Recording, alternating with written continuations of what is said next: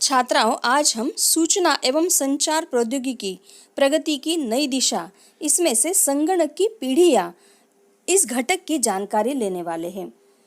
छात्राओं, संगणक यानी मनुष्य ने तैयार किया हुआ एक यंत्र है, उपकरण है जो लाइट पर चलता है, बिजली पर चलता है। संगणक असंख्य प्रकार के कार्य कर सकता है। उसे दी गई जानकारी के आधार पर असंख्य प्रश्नों के उत्तर भी दे सकता है। अब हम संगणक का इतिहास देखेंगे। संगणक के विकास के सोपान संगणक में उपयोग में लाए जाने वाले तंत्रज्ञान के समय के अनुसार, कालखंड अनुसार किए गए हैं। उसे ही संगणक की पीढ़ी ऐसा कहते हैं।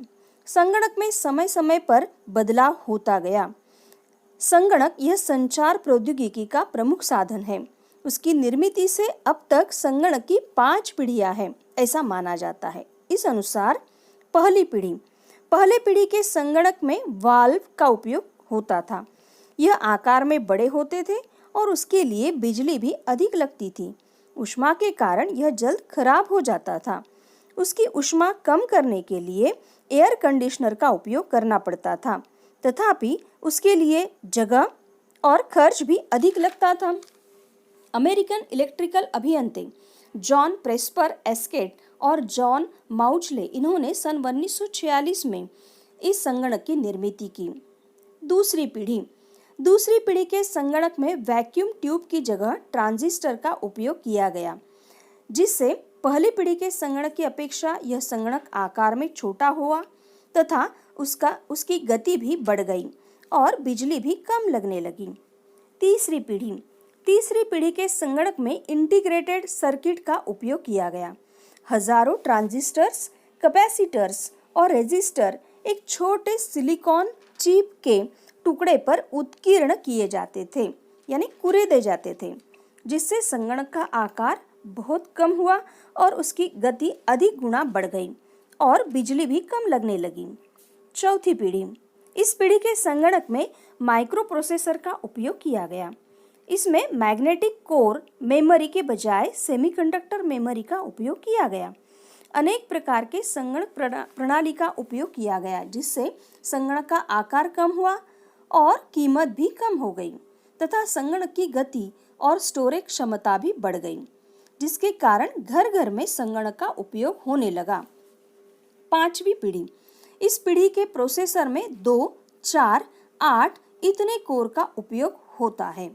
इस संगणक में मल्टीपल कोर के उपयोग से संगणक की गति में अधिक प्रमाण में वृद्धि हुई और संगणक का आकार इतना कम हुआ कि हम आसानी से उसे एक जगह से दूसरी जगह जाने लगे और हम उसे अपने पास रखने लगे।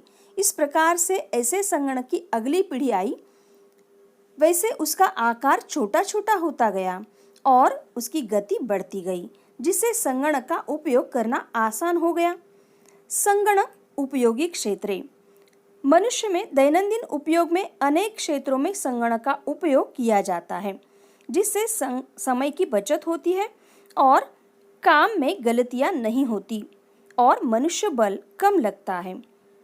अब आप मुझे यह बताओ कि कौन कौन से क्षेत्र में संगणक का उपयोग किया जाता है। बैंक में, उद्योगों में, खेती क्षेत्र में, शिक्षण क्षेत्र में, पर्यटन क्षेत्र में, परिवहन क्षेत्र में, वैद्यकीय क्षेत्र में, संरक्षण खाते में, विभिन्न कार्यालयों में, बड़ी बड़ी दुकानों में, ऐसी अनेक स्थानों पर उपयोग किया जाता है। बराबर।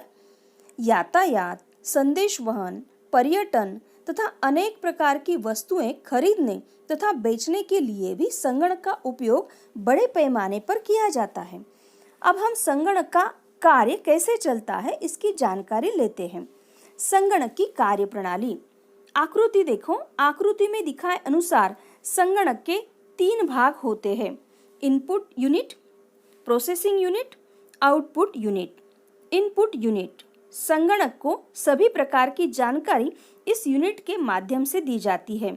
इसके लिए कीबोर्ड, माउस इसका उपयोग किया जाता है, इसलिए इन्हें इनपुट डिवाइस ऐसा कहते हैं।